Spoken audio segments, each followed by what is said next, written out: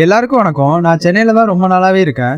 அதனால சென்னையில இருக்கிற முக்கியமான இடத்துக்குலாம் போயிட்டு vlog அப்லோட் பண்ணலான்ட்டு யோசிச்சிருக்கேன். அதுக்காக சென்னை எக்மோர்ல இருக்கிற கவர்மெண்ட் மியூசியம் போலான்ட்டு யோசிச்சேன். ஈவினிங் போல நானும் என் ஃப்ரெண்ட்ஸும் கிளம்பி லோக்கல் ட்ரெயின்ல எக்மோர் வந்தோம். அங்க இருந்து கொஞ்சம் தூரம் நடந்து கவர்மெண்ட் மியூசியத்துக்கு வந்துட்டோம். எல்லா இடத்துக்கும் போறதுக்கு ஆளுக்கு 50 ரூபா தான் ஆச்சு. ஃபர்ஸ்ட் நாங்க போனது சர்ச் மியூசியம். இந்த சர்ச் அழகா இருக்கிறதுனால நிறைய பேர் போட்டோவும் வீடியோவும் எடுத்துட்டு இருந்தாங்க. இந்த மியூசியம்குள்ள ரவிவர்மரோட அழகான ஓவியங்கள்லாம் வச்சிருந்தாங்க.